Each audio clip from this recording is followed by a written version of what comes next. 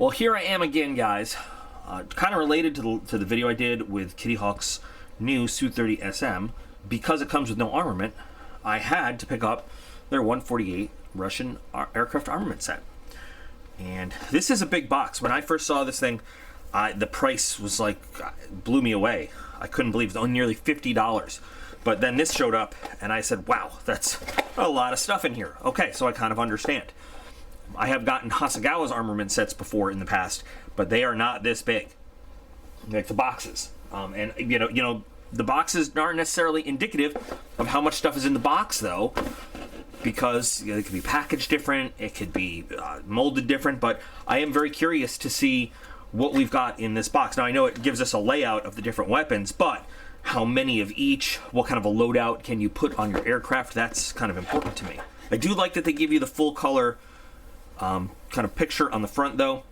Once again, being an American military guy, I speak NATO designations better than I speak Russian. I'm familiar by sight with what the different weapons are, especially your AS-17, your AS-11, your AS-10, AS-9, things like that. But you know, it just, there are going to be times where I have to go back and, you know, pick up one of my old reference materials to go back and forth and be like, what is that? Okay, I got it. So let's get in the box and take a look. So yeah, this is big. This is a lot of stuff. I don't know, again, if it's, you know, Hasegawa sets usually are focused towards one direction or another. I don't remember seeing a 148 scale Russian armament set from Hasegawa, now that I think about it. I've gotten the 172 scale stuff, but anyway, let's go. Let's start with the book. So, the instructions, we've got, once again, parts tree. Looks like we've got 2 of each sprue that comes in there. Okay, good to know. And they jump right in with which one. Now, what I'd like to know, once again, is, you know, just something that lays out, you've got this many of each weapon in the thing. Well, this says 2, make 2. Oh, no, make 2 for each of these. Okay. So, yeah, I don't know. But looks like very simple, but detailed line drawings of each weapon, so you know exactly what you're going to get when, in terms of construction and what the pieces are, and there's no confusion. I mean, these are you've got your part numbers, you've got detailed representations of what they are, so putting them together should be relatively easy. Specific launch rails for different missiles, the AA-12, Amramsky. By the way, not as good as an AMRAAM. Never goes to medium PRF. It's a high PRF only missile. And if you want to know what that means, I'll be glad to explain that in a future video. Now, some of this is done on regular paper. This one is back to gloss. Oh, I see. Oh, look at this. We've got a big fold out. Nice. Nice big fold out color painting and marking guide for all of this stuff. That's pretty cool.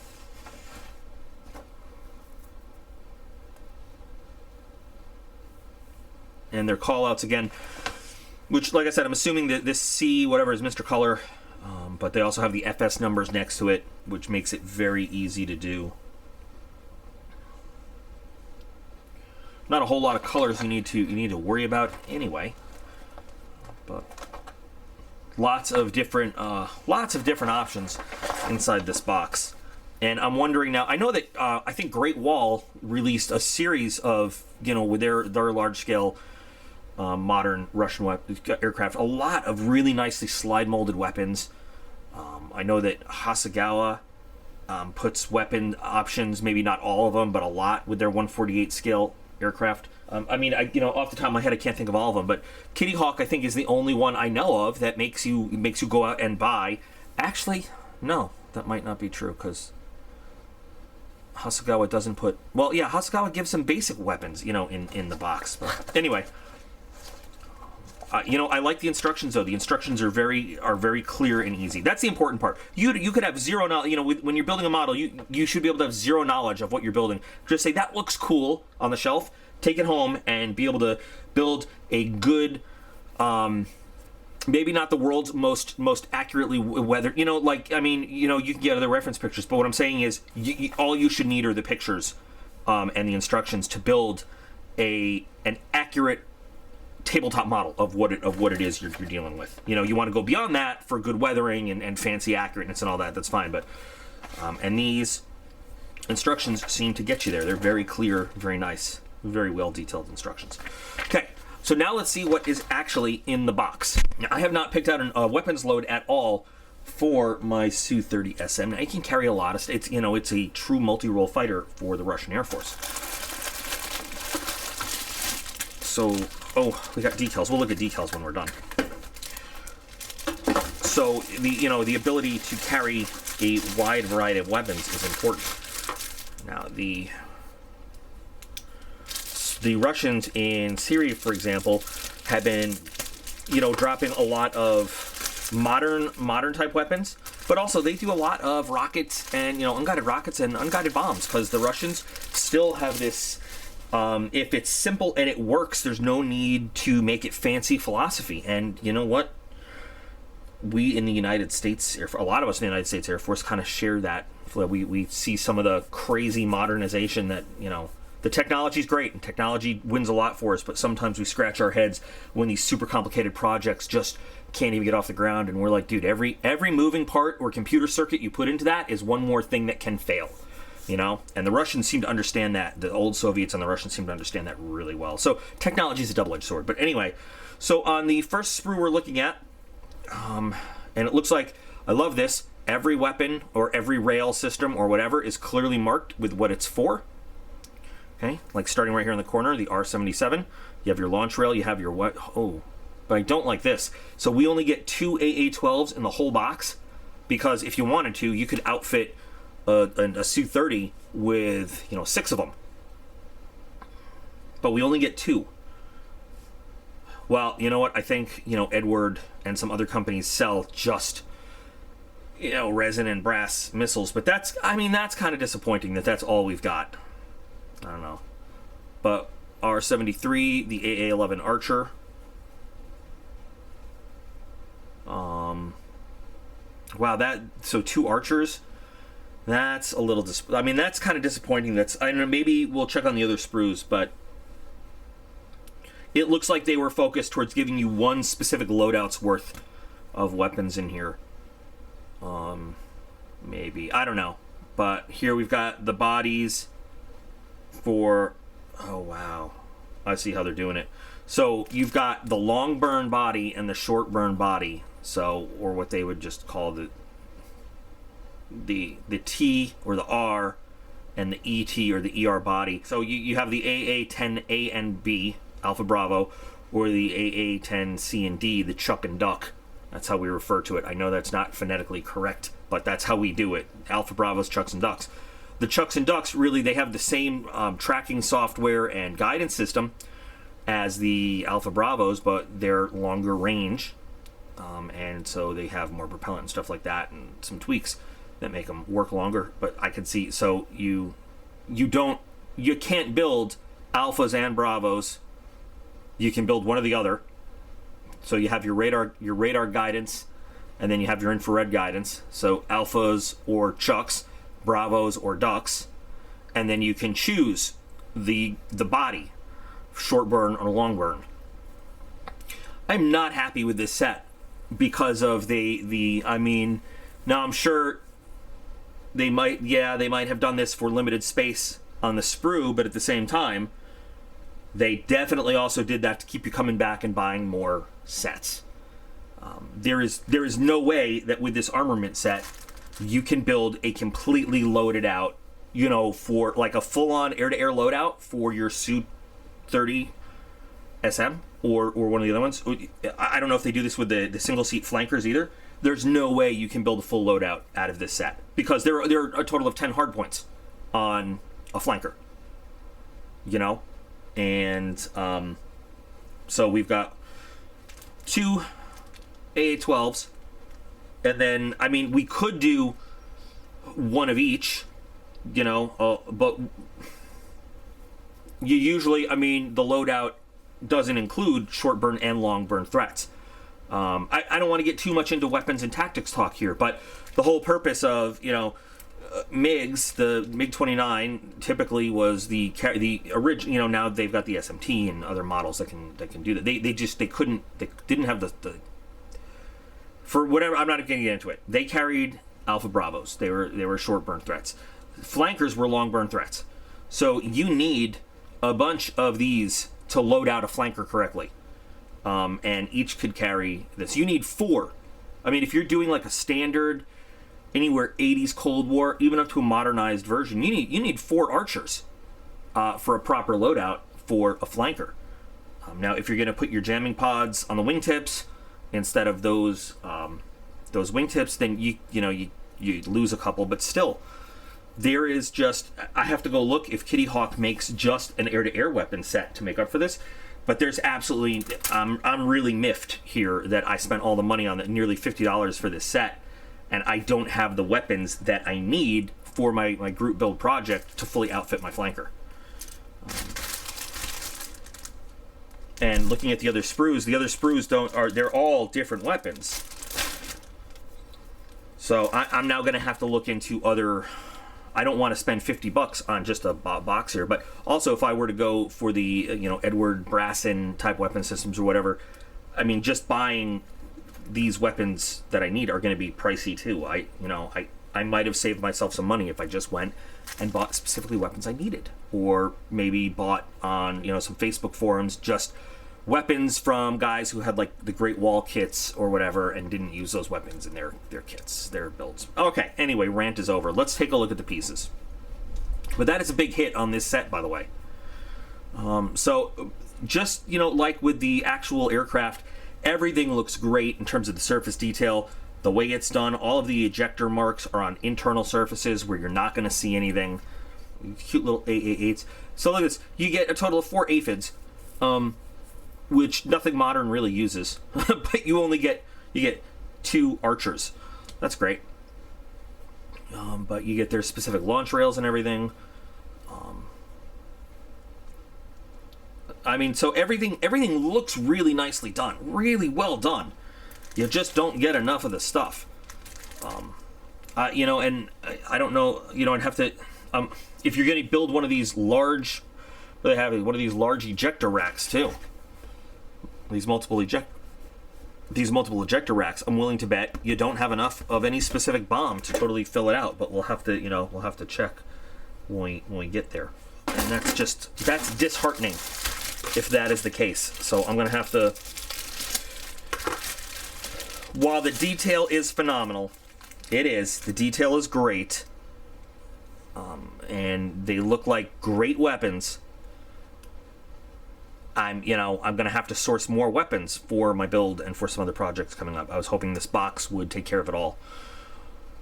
But over here on this sprue, you've got just the quality. I mean, but I have to say again, the quality is great. The quality is great.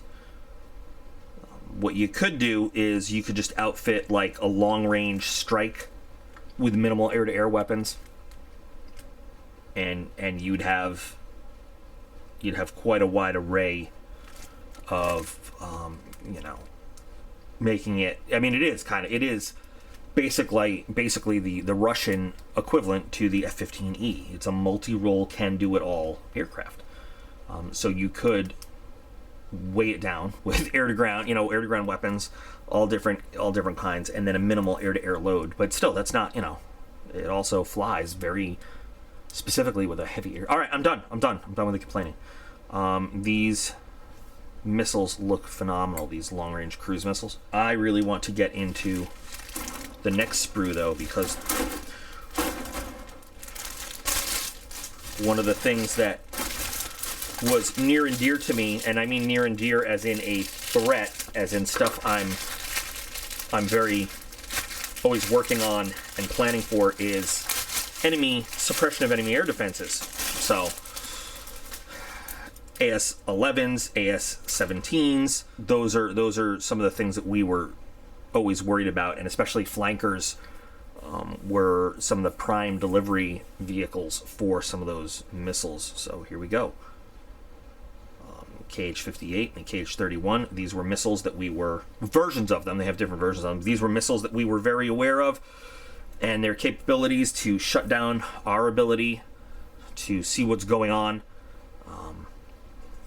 Different maneuvers that the launch aircraft flies, different profiles that they use while targeting and locating the radar that our guys would be using. Our deployable surveillance radar, our field units would use something called the TPSY, the TPS-75 radar, and these guys are tuned to look specifically for that. And these are just looking at, I mean, even just looking at them, I'm like, oh, you sons of bitches. So if we were deployed out in a forward air control squadron, like a forward deployed air control unit, these would be guys that are coming for us. And we had a duty position called the EPT, Electronic Protection Technician. That's the person that actually is in the radar, who's in charge of countering jamming and not a maintenance, but an operator of the radar, who does all that stuff. And we used to have a joke where if you see the EPT suddenly running, make sure you run in the same direction as them. So these are pretty potent weapons. The 17 more so than the 11, but there's all sorts of upper level stuff to know about how these things track and lock on, and how you deny that by adjusting your radar for its transmit and blanking rate and all that stuff. And it's bringing it all back to me now. So like, these are definitely weapons I might want to think about including on maybe loading my plane out for a seed mission or all sorts of stuff. But the cool thing is, these are not just for that. The Russians were very good at taking a missile and saying, we're going to make it to A, B, C, and D. And there are only some very slight visual things you will notice, visual clues about the loaded missile.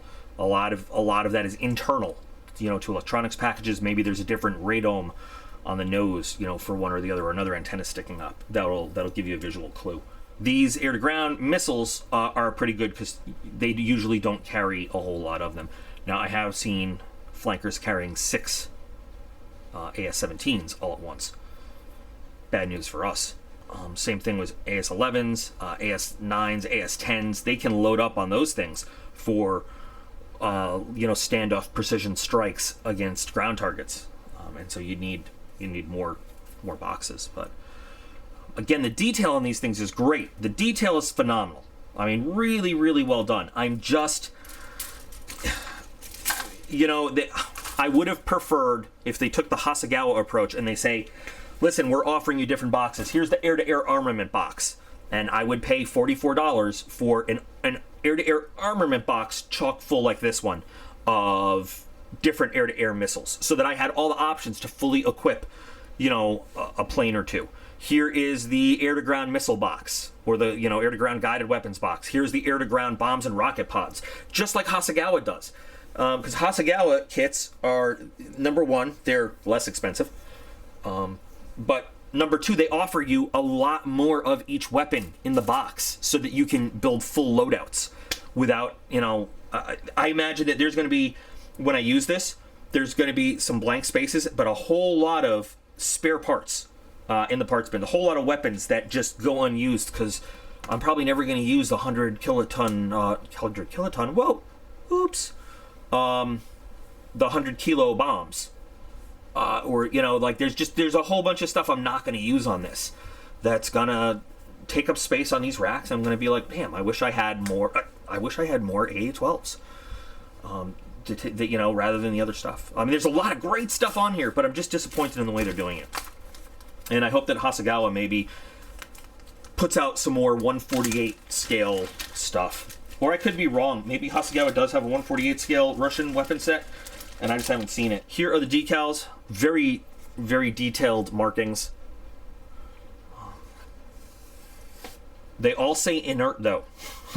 So if you're trying to do a live... why they say it in English, why they say it in English? I'll tell you why. They probably took their pictures at an air show, and so they're doing that. That's great. So most of these represent things that are not armed. And if you want to represent an aircraft that is in combat, you're going to have some problems. When you see missiles with these stripes, those are visual clues. Those are not war shots. Those are, and here they are again. Those are markings for Russians to know that they are unarmed. Just like so with Americans, we use a color system. And we also will sometimes put inert on bombs and everything. But you know, if you see a green bomb, it's a blue bomb anyway, just a solid blue bomb, it's a dummy bomb. When you see the bands, the color bands goes around missiles. There's different colors, but when you see blue in any of those colors places, it's inert. That lets us know it's inert. It's a practice shot. It's a dummy round. And the Russians use these black stripes as the same marking so that their people know that's a dummy round. With all these inert markings, with a lot of them, you can just leave it off if you want to have a war shot. And you can do the same with these big black stripes. Just if you're not aware of that, if you're not aware that's what those stripes mean, don't put them on there if you want to have an armed aircraft, you know, ready to shoot things. But the reason that all the inert is in English is probably because the Kitty Hawk folks took pictures from aircraft at air shows. The agreed on international language of aviation is English. So that's why control towers all around the world, ATC control towers, speak in English. It's an interesting construct, but that's probably why all of these inert things are labeled in English, so that at air shows it is in English, not Cyrillic where nobody can read it. That's really, really interesting too. I just look at that. So don't use those if you want to have a live round, a live missile. Look up some photos of what the live one looks like and paint it accordingly. But they are very nice, very well done decals. They look pretty good. They look pretty good. I probably won't be using a lot of them though.